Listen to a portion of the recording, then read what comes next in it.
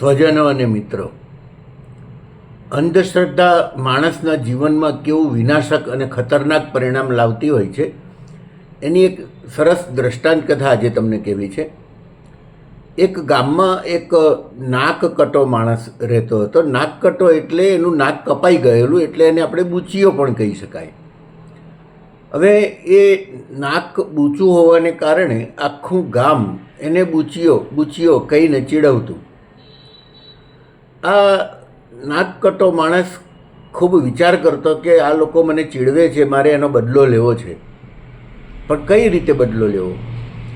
એક વખત એણે વિચાર કર્યો કે આખા ગામમાં સૌથી વધારે વાચાળ કોણ છે, સૌથી વધારે મને ચીડવનારું કોણ છે.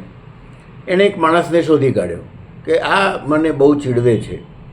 એટલે એક વખત એને થોડેક ગામની બહાર લઈ ગયો અને પછી કહ્યું કે જો આકાશમાં જો, આ જે આકાશ સામે જોવાથી તને શું દેખાય છે?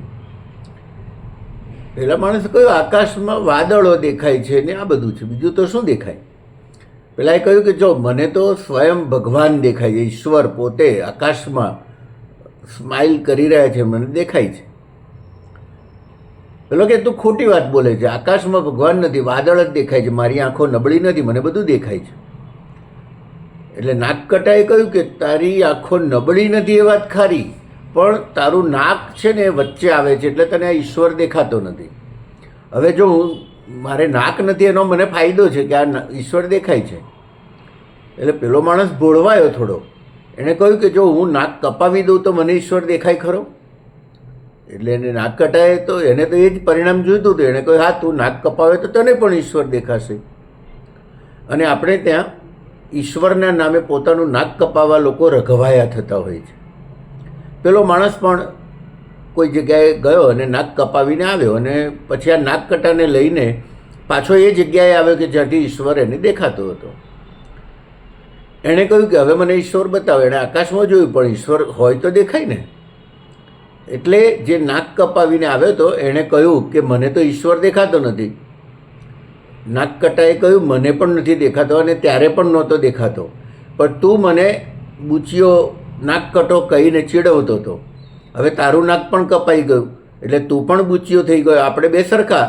એટલે હવે આખા ગામમાં તું મને નાકકટો અથવા બૂચીઓ કહીને ચીડાવી નહીં શકે, કારણ કે આપણે બે સરખા છીએ. પેલાને લાગ્યું કે વાત તો સાચી છે, પણ હવે કરવું શું? કારણ કે ગામમાં જઈને જો એમ કે મેં ઈશ્વર જોવા માટે નાક કપાવ્યું તો લોકો એને કહે કે ભાઈ તારામાં એટલી અક્કલ નથી, તો આવી વાતમાં તું આવી ગયો, ભોળવાઈ ગયો.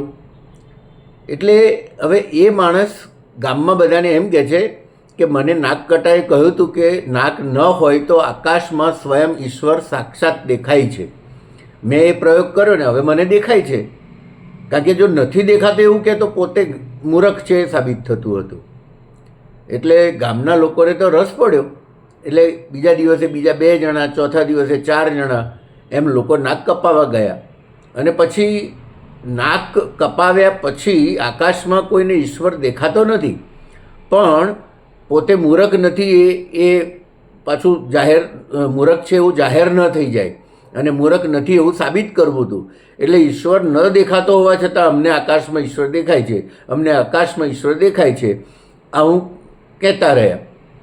ધીમે ધીમે આખું ગામ નાક કપાઈ આવ્યું. છેવટે તો એવું થયું કે આખા ગામમાં એક પણ માણસ નાકવાળો નહોતો. આખું ગામ નાક કપાવી બેઠું, કોઈને ઈશ્વર દેખાતો નહોતો અને આખું ગામ કહેતું હતું કે અમને ઈશ્વર દેખાય છે. ક્યારેક આપણે પણ કોઈક વ્યક્તિની વાતમાં અંધશ્રદ્ધાના માર્ગે દોરાઈ નથી જતા ને એ જોવું પડે. આપણને ઈશ્વરે દિમાગ આપ્યું છે, બુદ્ધિથી આપણે પણ વિચારવાનું છે.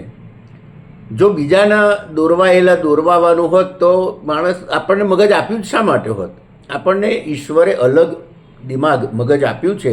એનો અર્થ એ થયો કે તમારા જીવનનો માર્ગ તમે નક્કી કરો. તમે વિચારપૂર્વક બીજાની વાત સાંભળો અને સમજો અને પછી તમારો માર્ગ નક્કી કરો.